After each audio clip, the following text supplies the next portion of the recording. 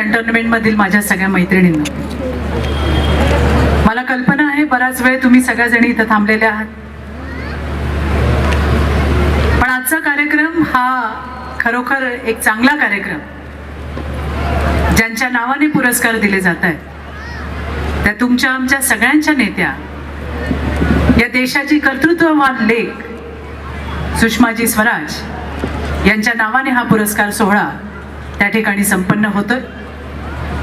इतका सुंदर आणि स्तुत्य कार्यक्रम घेतल्याबद्दल मी आमच्या भावाला आमदार सुनील कांबळे यांचं मनापासून कौतुक करते आणि अभिनंदन सुद्धा करते. या कार्यक्रमाला आवर्जून उपस्थित असलेले माजी राज्यमंत्री आपले बंधू दिलीप भाऊ कांबळेजी, उषाताई वाजपेयी, श्रीपादजी देखणे, शहर अध्यक्ष अर्चनाताई, प्रीतीताई कांबळे, पाटोळेताई, कालिंदाताई पुंडे, मनुष्याताई लडकत, प्रियांकाताई, मंगलाताई, सीमाताई, कोमलताई, माधुरीताई, भाऊ पण आहेत महेश पुंडे, उमेश गायकवाडजी, धनराज घोगरे, सचिन मयुरावाला, लक्ष्मीताई घोडके, पेंडकर सर आणि सगळे मान्यवर. मगाशी पुणकर असं म्हणले, पुणकर ना, पुंडे, महेश पुंडे, हा महिलांचा कार्यक्रम आहेत ना. पुंडे कुठे गेले? मागे मागे, अय पुढे बसा की. ते म्हणले हा महिलांचा कार्यक्रम, इथं आम्ही काय बोलायचं, आणि मग महिलांच्या कार्यक्रमाला महिला. मी सगळ्या कार्यक्रमांमध्ये जागते, जागतिक महिला दिनाचे कार्यक्रम किंवा इतर महिलांचे कार्यक्रम, आमचे पुरुष नेते सगळे अहो ताई महिलांचा कार्यक्रम आमचं काय काम, महिलांचा कार्यक्रम आमचं काय काम. मी म्हटलं ठीक आहे, एक दिवस जर आम्ही असं ठरवलं की पुरुषांच्या कार्यक्रमाला जायचं नाही, तर तुमचा कार्यक्रम कोण कव्हर पण करायला येणार नाही. आणि त्याच्यामुळे महिलांच्या कार्यक्रमातही पुरुषांची उपस्थिती पाहिजे. काम करताना आमच्या भावांना आमच्याबद्दल काय वाटतं हे आम्हालाही कळलं पाहिजे. महिलांना काही लागत नाही, काही मागतो का आपण? साड्या चोळ्या काही काही मागत नाही. फक्त म्हटलं ना वा ताई काय काम करतात का, ताई मागे वळून पण बघत नाही, पुढं पुढं पुढं पुढं पुढं पडत राहत. पण एवढं तरी भावांनी त्या ठिकाणी, म्हणून कौतुकाची थाप किती गरजेची आहे हे मी तुम्हाला सांगेन. मैत्रिणींनो, तुम्ही कंटाळलात की मला सांगा, मी थांबेल. मला कल्पना आहे, अर्चनाताईंनी मगाशी सांगितलं छान जेवण ठेवलंय, मी पण जेवणार आहे. बघा या घरचा कुकर लावून आलेले आहेत. मला हे म्हणायचंय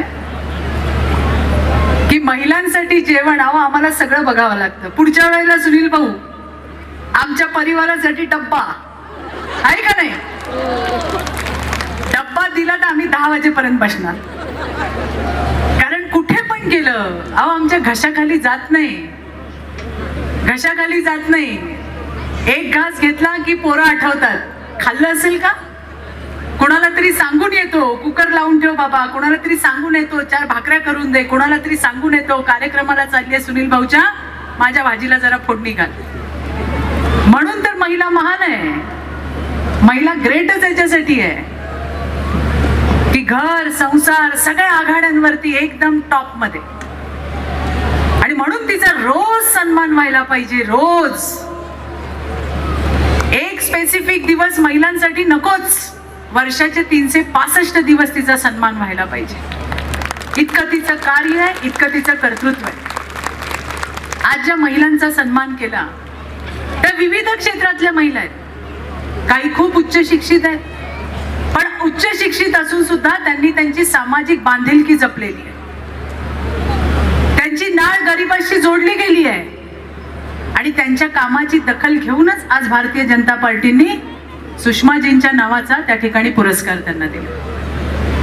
वेगवेगळ्या क्षेत्रात काम करणाऱ्या त्यांचं कौतुक या ठिकाणी झालं. सुषमाजी म्हणजे खरंच, मी विरोधी पक्षामध्ये होते, माझी त्यांची कधी भेटही झाली नाही, पण मी त्यांची भाषणं कायम ऐकायची. एक तेजस्वी आणि ओजस्वी अशी वाणी त्यांची होती. त्यांचं हिंदी त्या बोलायच्या, असं वाटायचं की त्यांनी बोलतच राहावं आणि आपण ऐकतच राहावं. 9 वेळा लोकसभेवरती निवडून गेल्या आणि महिला मुख्यमंत्री पासून देशाच्या परराष्ट्र मंत्रीपर्यंत एका महिलेने मारलेली मजल मैत्रिणींनो ही निश्चितच खूप मोठी आहे. त्या त्यावेळेला राजकारणात होत्या. आता तर 50% आरक्षणामध्ये खूप महिला येत आहेत, स्वागत आहे त्यांचं. पण त्या त्यावेळेला राजकारणात आल्या ज्या वेळेला महिलांना तर स्वतःच्या अस्तित्वाची पण कल्पना नव्हती. अस्तित्वाची कल्पना नव्हती. आणि राजकारण हे तर विशेष करून पुरुषांचं क्षेत्र, अशा क्षेत्रामध्ये सुद्धा त्यांनी खणखणीत त्यांचं नाणं वाजवून दाखवलं. त्या सुषमाताईंना आज मनापासून मी या ठिकाणी विनम्र अभिवादन पण करते. मला आज खूप आनंद वाटला. मला सुनीलनी सांगितलं 19 तारखेला कार्यक्रम आहे. मी म्हटलं दिली 19 तारीख. मग म्हटले नाही नाही ताई 20 तारखेला तुम्ही. अरे म्हटलं बाबा माझा जळगावला कार्यक्रम आहे. नाही नाही म्हटलं यावं लागेल. आपण सुषमाजींच्या नावाने तिथे पुरस्कार देतोय, इतक्या सगळ्या महिला येणार आहे, नक्की येते म्हणते. कारण हा माझ्यासाठी सुद्धा सौभाग्याचा क्षण आहे सुनील, म्हणून तुमचे पुन्हा एकदा मी आभार मानते. मला एक छोटंसंच तुम्हाला उदाहरण सांगायचंय. कायम आपण म्हणतो ना की कुणाकुणाची भाषणं ही इथे राहतात डोक्यात. त्यावेळेला त्या अपोजिशन लीडर होत्या आणि त्यावेळेला अन्नधान्य पुरवठा याच्यावरती काहीतरी डिबेट चाललेलं.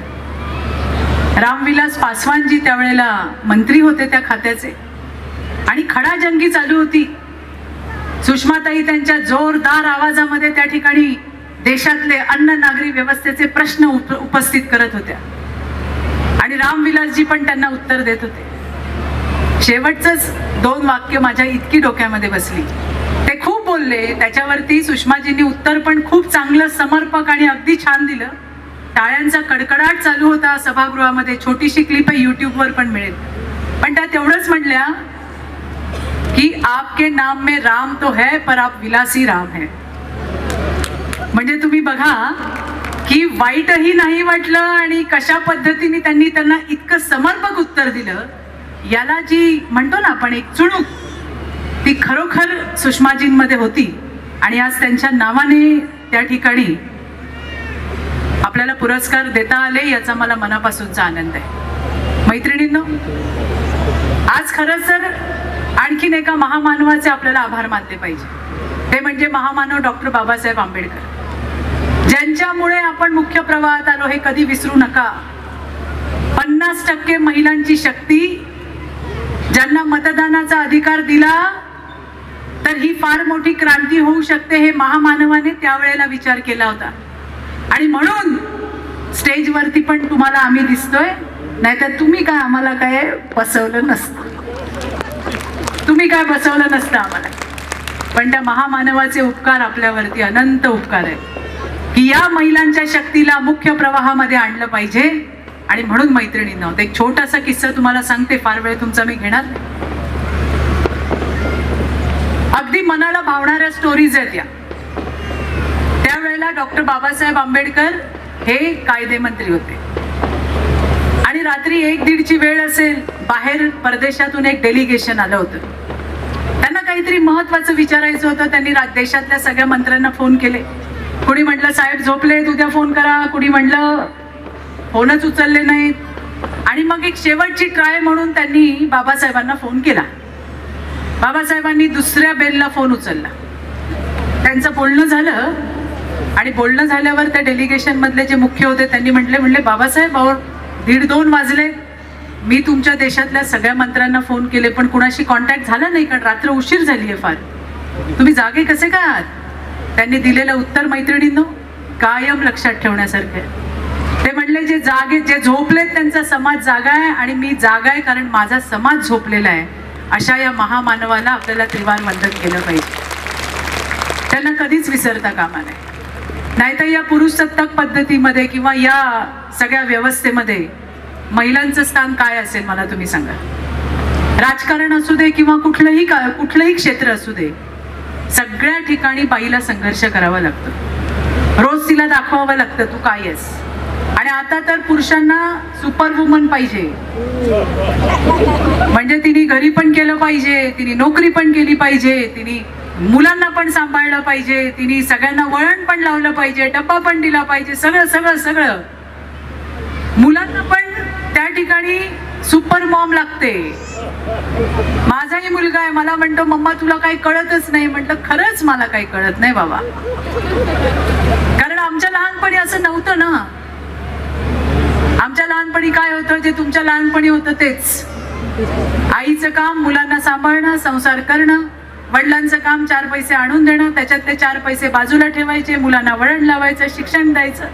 आम्ही कुठेच कमी पडलो नाही. आई वाट बघायची, आपल्यासाठी आवडीचं वाटीभर खायला करून ठेवायची. आताच्या आयांना वेळ आहे का? फोन करतो पोरगा, आई भूक लागली, आई म्हणते 2 मिनिट मॅगी. बाबा पाणी उकळ, पाकिट फोड, त्याच्यात टाक, गरगट करून खाऊन टाक, आणि जमलं तर मला पण वाटीभर ठेव. परिस्थिती.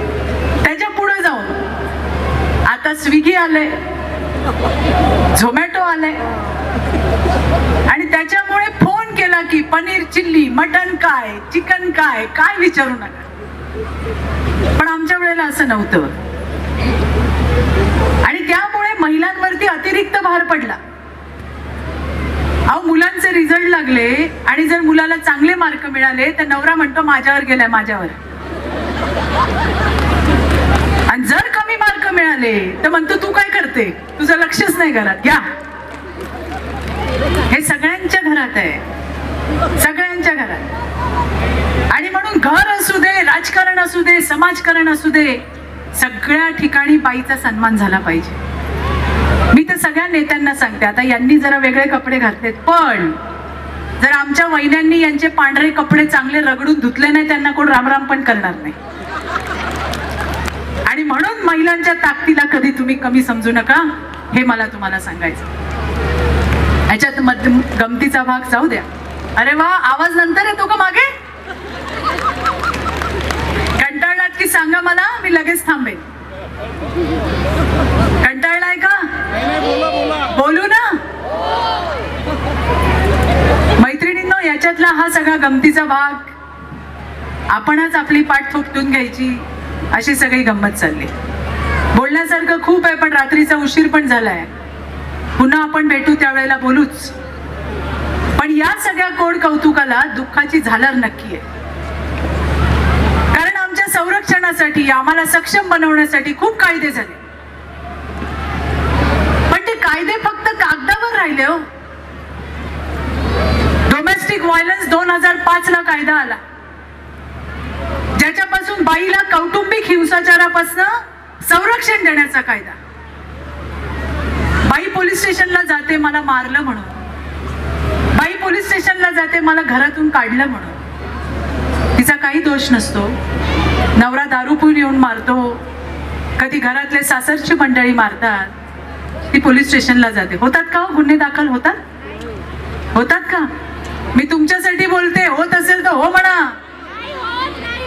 होत नाही, ही वस्तुस्थिती आहे. आणि मग जर कायद्याचं पालनच करायचं नसेल, त्या कायद्यांवरती अंमलबजावणीच करायची नसेल, तर याच्यासारखे हजारो कायदे आणले, त्याचा काय फायदा होणार आहे आपल्याला? फायदा होणार आहे? फायदा होणार नाही. त्यामुळे फक्त तुम्ही त्या ठिकाणी कायदे आणू नका, त्या कायद्याच्या अंमलबजावणीचं बघा. कित्येक गोष्टी राज्यामध्ये घडतायत, कुठून सुरुवात करू हे मी विचार करते. डोक्यावर पडलेलं सरकार म्हणजे ठाकरे सरकार महाराष्ट्रामध्ये आलेलं आहे. हे काय बहुमताने आलेलं सरकार नाही, यांना लोकांनी निवडून सुद्धा दिलेलं नाही. हे तर जुगाडू सरकार आहे. बुलढाण्याला मला सांगताना सुद्धा कुठले शब्द वापरू असा मला विचार पडलाय. मनाला लज्जा उत्पन्न होणारं कृत्य.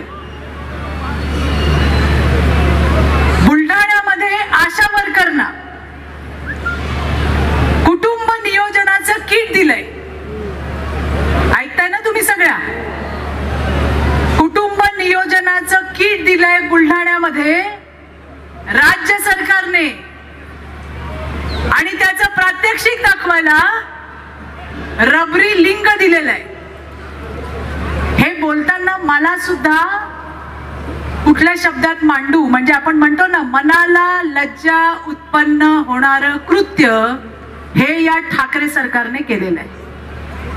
याला म्हणतात विनयभंग, म्हणतात का नाही? गुन्हा दाखल झाला पाहिजे की नाही या सरकारवर? आवाजच नाही. झालाच पाहिजे. झाला पाहिजे की नाही? जरा हात वर करून सांगा कोणाकोणाला वाटतंय. IPC 354, भारतीय दंडविधान 354, मनाला लज्जा उत्पन्न होणार कृत्य. इथं पोलीस अधिकारी पण उभे आहेत, त्यांना विचारून घ्या. ज्या ठिकाणी बाईच्या मनाला लज्जा उत्पन्न होणार कृत्य होतं, त्या ठिकाणी संबंधितांवरती 354चा गुन्हा दाखल होतो. बुलढाण्याला आशा वर्करला कुटुंब नियोजनाचं जे किट दिलेलं आहे, त्या किट मध्ये रबरी लिंग दिलेलं आहे सरकारने. आता त्या बिचाऱ्या माय माऊलींनी कुठल्या बाप्यांना दाखवायचं की काय लावायचं आणि कशा पद्धतीने कुटुंब नियोजन करायचं, असं हे डोक्यावर पडलेलं सरकार. राज्याच्या सन्माननीय पोलीस महासंचालकांना हात जोडून विनंती आहे, आणि विनंती महाराष्ट्रातल्या भगिनींकडे की आमच्या सगळ्यांच्या, महाराष्ट्रातल्या तमाम भगिनींच्या मनाला उत्पन्न लज्जा उत्पन्न होईल असं कृत्य या ठाकरे सरकारने केलंय. त्यांच्यावर तात्काळ त्या ठिकाणी विनयभंगाचा गुन्हा दाखल करा, ही आज आमची या ठिकाणी मागणी आहे. आणि म्हणून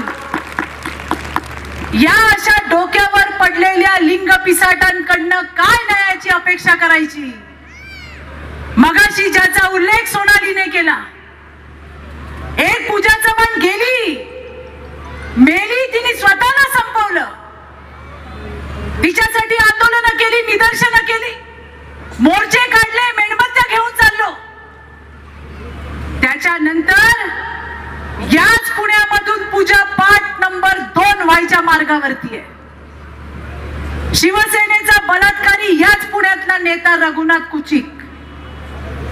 वारंवार मी या विषयावर बोलली आहे. एक मुलगी पुढे येते, ती सांगते माझ्यासोबत काय काय झालंय. माझा जबरदस्तीने गर्भपात करवला, एका नाही 4 ठिकाणी नेऊन. तो सुद्धा अजून झाला नाही. पंचनामे झाले, जागेचे पंचनामे झाले, सगळे पुरावे दिले, तरी पण या रघुनाथ कुचिकला कसा काय जामीन मिळतो? परवाची गोष्ट, पुण्यामध्ये येत असताना तिला तिथे कोणी घेऊन गेले, तिला इंजेक्शन दिले. ज्या वेळेला रात्री ती कुठे पोहोचली 2 दिवसांनी, ती गायब झाली. तेव्हा सुद्धा टाहो फोडून सांगितलं. याच तुमच्या पुण्याच्या कमिशनर साहेबांना फोन केला, तुमच्या जॉईंट कमिशनरांना फोन केला, गृहमंत्र्यांना फोन केला, मेसेजेस पाठवले, पण सगळे या सत्ताधाऱ्यांच्या बलात्कारी पिलावळीला सांभाळण्यामध्ये इतके मग्न आहेत की कुणालाही याचं गांभीर्य वाटलं नाही. पोरगी 2 दिवसांनी गोव्यामध्ये सापडली.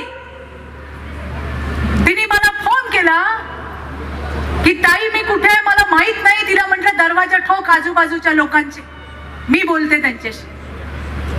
एका बाबाने विचारलं, म्हटलं कुठलं गाव आहे? तो म्हटलं हे कोलवा गाव आहे. कुठे आलं? म्हटलं मडगावला. मडगाव म्हणजे गोवा. त्यांना थोडक्यात मी सांगितलं आणि म्हटलं कृपा करून या मुलीला गोवा पोलिसांच्या ताब्यात द्या. गोवा पोलिसांच्या ताब्यात गेले. नंतर पुणे पोलिसांना कळवलं मी. शिवाजीनगरच्या सिनियर PI महिला आहेत अनिताताई मोरे, त्यांना कळवलं की असा मुलीचा मला फोन आला, तिचं हे म्हणणं आहे. त्या म्हटल्या ताई लगेच मी पुणे पोलीस पाठवते. शहराचे पोलीस गेले, ग्रामीणचे पोलीस गेले, मुलीचे वडील गेले. मी सांगते मुलगी बेपत्ता आहे. इथली जबाबदार माणसं म्हणतात मुलगी वडिलांबरोबर सुरक्षित आहे. अरे मदत नाही करायची तर करू नका, पण जखमेंवर मीठ तरी चोळू नका. तिला मदत केली तर म्हणतात ती पीडितेने चित्रा वाघलाच का फोन केला? घ्या आता. अहो तुम्हाला मेल केले, आधी केले, नंतरही केले, आणि आणि कुठली बाई विश्वासाने आमच्याकडे यायला, त्याला विश्वासार्हता कमवावी लागते.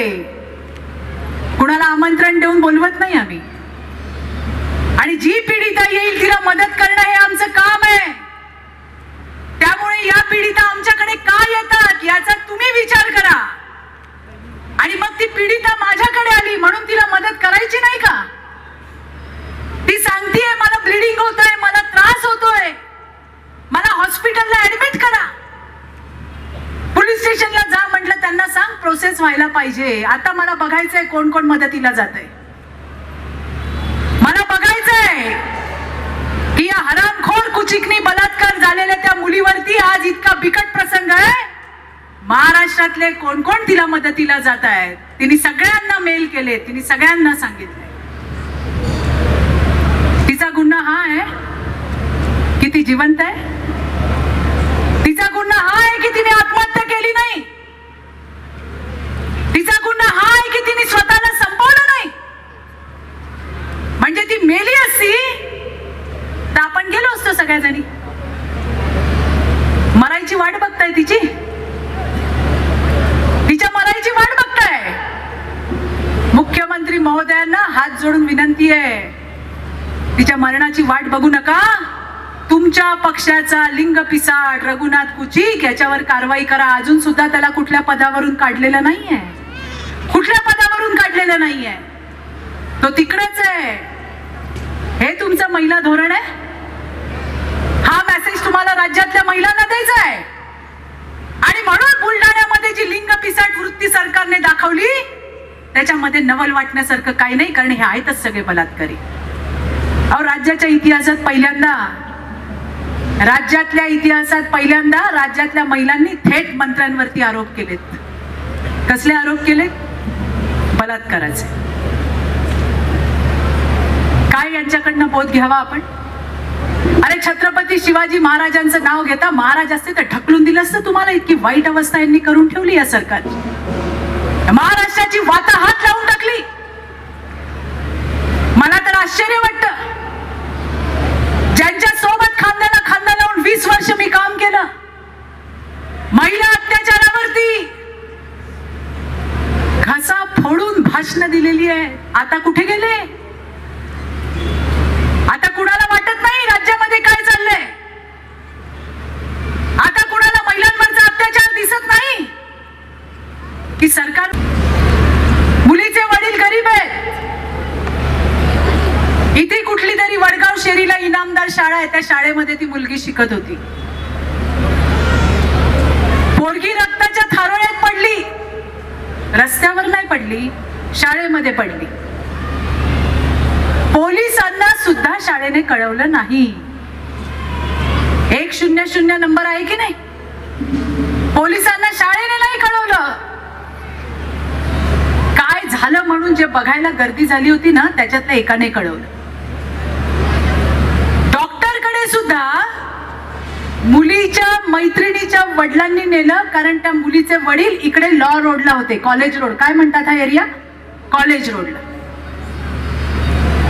मग शाळेने काय केलं? काल पोलिसांना भेटले. तिथे तर अजून गंमतच आहे.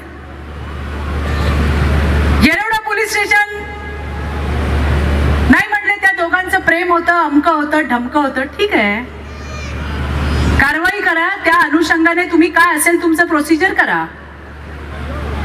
पण त्या मुलीचं काय होतं, मुलाचं काय होतं हे पोलीस म्हणतायत, मी म्हणत नाही.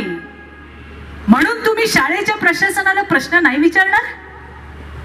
तुम्ही मला सांगा, मुलांना शाळेत पाठवता ना तुम्ही? कोणाच्या भरोशावर? कोणाच्या भरोशावर?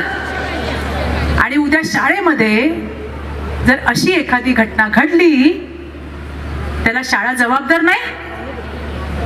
पोलिसांनी परफेक्ट त्या दोघांच्या भोवती केस केली, पण त्या शाळेच्या प्रशासनाला एका सुद्धा बहादराने विचारलं नाही. एका सुद्धा बहादराने त्या इनामदार शाळेला विचारलं नाही की तुमची जबाबदारी होती का नव्हती?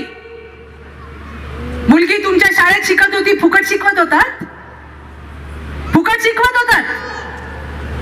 फी घेतलीच असेल ना? आणि मग शाळेच्या वर्गामध्ये जर एखादा माथे फिरू येऊन त्या ठिकाणी मुलीला मारतोय, त्या मैत्रिणीच्या वडिलांनी त्या मुलीला जर नसतं ऍडमिट केलं आणि ती मेली असती, त्याची जबाबदारी कोण घेणार? पण हे विचारायचं धाडस अजून सत्ताधाऱ्यांना झालेलं नाही. चौकशी करू, कसली चौकशी करू? आम्ही विचारल्यावर 2,78,000 रुपये बिल रुबी हॉलचं. हे म्हणतात आम्ही खर्च करू. आम्ही म्हणजे सरकार. तोंडी वाफा नका घालू. 70,000 रुपये तिच्या बापाने याच्या त्याच्याकडून मागून आणलेत हातापाय पडून. 2,08,000 रुपये अजून पण बाकी आहे. लाज बाकी असेल ना तर ताबडतोब रुबी हॉलचं बिल भरा. रुबी हॉलचं बिल भरा ताबडतोब. तोंडाच्या वाफा घालवू नका आणि खोटं तर अजिबातच बोलू नका. मागच्या वेळेला पण तसंच म्हणे मुलगी वडिलांसोबत सुरक्षित आहे, लाज वाटली पाहिजे. मुलगी त्या ठिकाणी बेपत्ता होती. आता पण म्हणे आम्ही पैसे भरतो, अजून दिलेले नाहीत. मी फोन करून चेक करून इथं माईक वरती उभी राहिली, अजूनपर्यंत दिलेले नाहीत. त्यामुळे किमान लोकांच्या भावनांशी तर खेळू नका. अशा पद्धतीच्या घटना राज्यात रोज रोज आणि रोज होत आहेत. आणखीन एक घटना झाली याच विधानसभेमध्ये. बंड गार्डन पोलीस स्टेशनला गुन्हा नोंद झाला. घटना काय की एक 11 वर्षाची चिमुरडी, वाचली ना तुम्ही? घटना वाचली का नाही? 11 वर्षाची मुलगी इथल्या कुठल्या तरी कॉर्पोरेशनच्या शाळेमध्ये शिकते. त्या शाळेचं कौतुक करा. अर्चनाताई, तुम्हाला सांगायचंय मला, त्या शाळेला भेट द्या, त्या शाळेचं कौतुक करा. कारण गुड टच काय असतो, बॅड टच काय असतो, म्हणजे चांगला स्पर्श कुठला, वाईट स्पर्श कुठला, याच्या माध्यमातून ती शाळा काउन्सिलिंग करत होती मुलांचं. विचार करा. आणि 11 वर्षाची ती चिमुरडी, तिने बाजूच्या मैत्रिणीला सांगितलं की हे काय सांगतायत ना, हे माझ्यासोबत होतंय. वय वर्ष 11. तिचे आई आणि वडील दोघांना बोलता येत नाही, म्हणजे मुके आणि बहिरे आहेत ते. पण त्या चिमुरडीवर तिच्या बापाने बलात्कार केला. बोलता येत नाही, ऐकता येत नाही, बाकी सगळं करता येतं. अशा हरामखोर बापाला तर फाशीच व्हायला पाहिजे. सख्या 14 वर्षाच्या भावाने बलात्कार केला. तिच्या आजोबाने बलात्कार केला. तिच्या चुलत मामाने बलात्कार केला. वय वर्ष 11. आणि हे आता नाही झालं, वयाच्या 6व्या वर्षापासून रोज होतंय आणि ती रोज भोगते. इथं सगळ्या आया बहिणी बसल्यात. बलात्कार काय असतो आणि काय, कशातून ती मुलगी जात असेल, काय मानसिकता असेल त्या मुलीची. आणि म्हणून या हरामखोरांना गोळ्या घातल्या पाहिजे. त्या हैदराबादला घातल्या ना तशा, तिथल्या तिथे मारून टाकायला पाहिजे या लिंग पिसाटांना. एक आई म्हणून, एक बाई म्हणून, एक महिला म्हणून जीव तळतळतो. अर्चनाताई, आणखीन दोघींचे सत्कार करा. या बंड गार्डन पोलीस स्टेशनच्या दोघी जणी आहेत, अश्विनी सातपुते आणि सविता सपकाळ. या दोघी महिला पोलीस आहेत. मी काल त्यांना भेटले. पोलीस अधिकारी जरा कडक असतात, त्यांची भाषा पण तशीच असते. पण त्यांच्यातली आई मी बघितली काल. त्या सातपुते ताई बोलत असताना त्यांचे डोळे पाणावले. चित्राताई, 6 वर्षापासून हे चिमुरड त्या ठिकाणी काय काय सहन करत असेल. 1 नाही, 2 नाही, 3 नाही, 4 नराधम. वयाच्या 6व्या वर्षापासून सोडणार नाही म्हणले त्यांना. आणि म्हणून या सविताताई सपकाळ असतील, या केसच्या आयोग, क्राईमच्या हेड आमच्या अश्विनी सातपुते ताई असतील, यांना परमेश्वराने उदंड बळ द्यावं की या नराधमांना फाशीपर्यंत पोहोचवण्याचं बळ त्यांना द्यावं. म्हणून मला अर्चनाताईंना सांगायचंय की तुम्ही त्या दोघींचा जाऊन सत्कार करा. जे पोलीस अधिकारी चांगलं काम करतात त्यांचा सत्कारच व्हायला पाहिजे. आणि दुसरा तो, काय त्याचं नाव, काय नाव रे घोगरे, त्या सिनियर पीआयचं नाव काय, लगड. लगड नाही, दगड आहे तो, दगड. अशांना तर शिक्षाच व्हायला पाहिजे, शिक्षाच व्हायला पाहिजे. चांगलं काम करतात त्यांच्या पाठीशी उभं राहायला पाहिजे. आणि पुण्याच्या पोलीस कमिशनरांकडनं तर मला काय अपेक्षाच नाहीये. इतका आनंदी आनंद आहे, म्हणजे एखाद्या मुलीवरती बलात्कार केला 13 जणांनी, 2 दिवसात त्या मोहालीवरून जाऊन त्यांच्या मुसक्या पकडून आणल्या. पण जिकडे राजकीय लोक येतात, शिवसेना, राष्ट्रवादी, काँग्रेस, का बाबाने नांगी टाकलीच, कारवाईच नाही पुढे काय. तर राष्ट्रवादीचा नगरसेवक, त्याच्या मुलाने एका भाजीवाल्या महिलेवर बलात्कार केला. तिने जाऊन पोलीस स्टेशनला कंप्लेंट केली. आज तिने कंप्लेंट केली बलात्काराची, आणि दुसऱ्या दिवशी तिच्यावरती खंडणीचा गुन्हा दाखल केला. बघा बर का, त्या वैजापूरला, औरंगाबाद मध्ये शिवसेनेचा आमदार रमेश बोरणारे एका महिलेला बेदम मारतो, तिची साडी खेचतो, तिचं ब्लाऊज फाडतो. 300, 400, 500 लोकांमध्ये धडधडीत दिसतंय. लगडचे भाऊबंद इतके महाराष्ट्रात वाढलेत का काय सांगायचं. धडधडीत दिसतंय. 354, 354 ब लागला पाहिजे, नाही लावलं हो.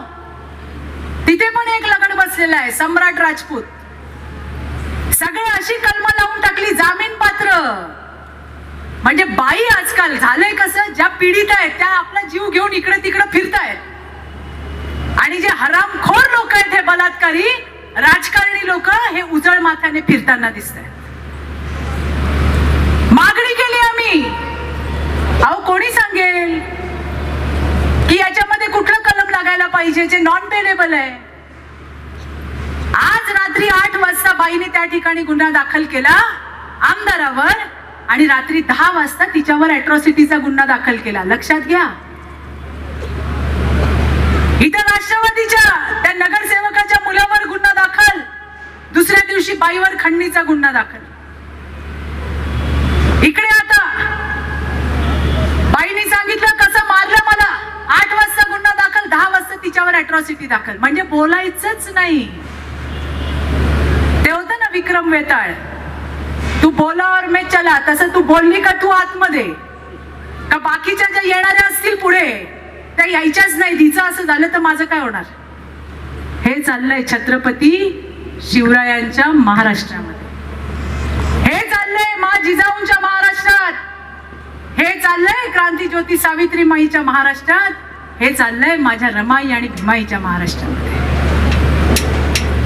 अहो पुरोगामी महाराष्ट्र म्हणता, हे सगळं पुरोगामी महाराष्ट्राला अभिप्रेत असणाऱ्या गोष्टी आहेत का. आणि म्हणून मगाशी मी बोलले, ते निर्भयांची संख्या वाढत चालली आहे. 10-10 वर्ष लागतात न्याय मिळायला. आणि म्हणून हैदराबादचं जे एन्काउंटर झालं, फक्त हैदराबादने नाही, अख्ख्या देशाने स्वागत केलं, अख्ख्या देशाने स्वागत केलं. पुन्हा सांगायचंय सत्ताधाऱ्यांना, फक्त कायदे करू नका. जिच्या नावाने शक्ती कायदा येतोय ते तर अजून सांगायचं राहिलं तुम्हाला. तुम्ही ऐकलं असेल, वर्षभरापूर्वी वर्ध्यामध्ये एका मुलीला जिवंत जाळलं. प्राध्यापिका होती ती. सगळ्यांनी आंदोलनं केली. मी पण बऱ्याच ठिकाणी गेले होते आणि तुम्ही पण गेला असाल. आठवते का नाही, हिंगणघाटची निर्भया जिवंत जाळलं, जिवंत जाळलं. अहो पोळी भाजताना तव्यावर बोट गेलं तर दिवसभर पाण्याखाली घेऊन फिरतो आपण, आणि इकडे उभी अख्खी हाडा मासाची जिवंत बाई अख्खी उभी जाळली. त्या प्रेतावरती अंत्यसंस्कार करत नव्हता, लोकांचा इतका क्षोभ होता. सरकारच्या वतीने कलेक्टरांनी लिहून दिलं की त्या मुलीच्या परिवाराला मदत करण्यात येईल. सरकारने लिहून दिलं की यांच्या परिवारातल्या एकाला सरकारी नोकरीत आम्ही सामावून घेऊ. तिच्यामुळे शक्ती कायदा आला. आता जेलमध्ये असलेले गृहमंत्री त्यावेळेला आंध्र प्रदेशला गेले होते, आणि त्यांनी सांगितलं नाही आता तसा शक्ती कायदा आणायचा. मी परवा बातमी वाचली की आता राष्ट्रपती त्याच्यावर सही करणार आणि कुठल्याही क्षणी शक्ती कायदा महाराष्ट्रात लागू होणार आहे. स्वागत आहे त्याचं, अंमलबजावणी करा. या बलात्काऱ्यांना शक्ती द्यायचं काम करू नका.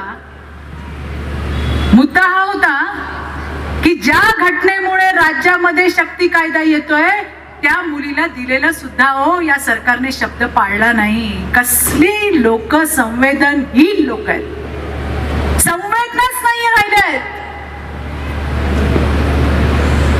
अजिबात संवेदना राहिल्या नाही. आम्ही वारंवार बोलतोय, आम्ही सारखं सांगतोय, आम्ही आठवणी करून देतोय, पण जणू काही ऐकायला. बघा, जो झोपला असेल त्याला हलवून जागा करतायत, पण ज्याने सोंग घेतलं असेल त्याला काय करता. आणि म्हणून मैत्रिणी, खूप सारं बोलण्यासारखं आहे. हा लढा फक्त राजकारणात काम करणाऱ्या माझ्यासारख्या कार्यकर्त्यांचा नाही. तुम्हाला असं वाटेल कुठे काय घटना झाली तर सोनालीनी जावं, कुठं काय घटना झाली तर त्या दीप्तीनी जावं, कुठे काय घटना झाली तर चित्रा वाघने जावं. नाही, हा लढा आपल्या सगळ्यांचा आहे. कारण ज्या मुली आता आपल्या त्या महिला दिसतायत, मुली दिसतायत, त्यांच्या ठिकाणी उद्या आपल्यापैकी कुणी नसेल याची शाश्वती देता येत नाही.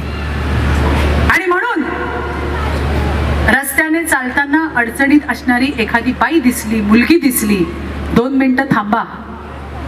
तुमच्या 2 मिनिटं थांबण्याने तिला फार मोठा आधार मिळू शकतो.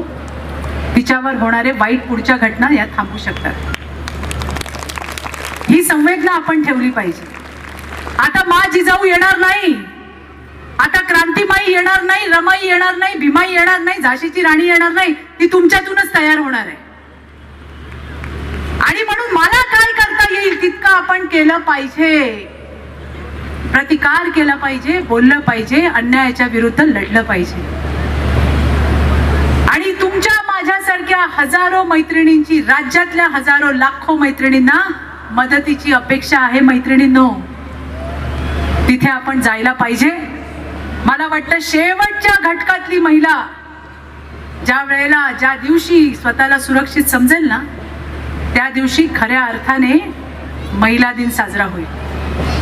माझा असा अजिबात दावा नाही की उद्या जर भारतीय जनता पार्टीचं सरकार आलं तर एका दिवसामध्ये बलात्कार बंद होतील, विनयभंग बंद होतील, महिलांवरचे अत्याचार बंद होतील असा मी दावा कधी करणार नाही. ही समाजातली विकृती मान्यच आहे आम्हाला, आम्ही आजही ते मान्य करतो. पण त्या वेळेला असलेलं सरकार अशा घटनांवर काय भूमिका घेतं हे महत्वाचं आहे. तुम्ही पहिल्या दिवसापासून आणि तुमच्या पोलीस तर जसे यांच्या दावणीला बांधलेले आहेत, दावणीला बांधल्यासारखे काम करतायत. काही अधिकारी तर मला आश्चर्य वाटतं, कोणाची शपथ घेऊन आले होते काय माहिती पोलीस दलामध्ये. सदर काय ते खलनिग्रहणाय सदरक्षणाय का ज्याचं मीठ खाऊ ज्या सत्ताधाऱ्यांचं त्यांचं, असं मला आता प्रश्न पडायला लागलाय, विशेषतः पुण्यासाठी. आणि म्हणून मैत्रिणींनो, सक्षम व्हा, सशक्त व्हा.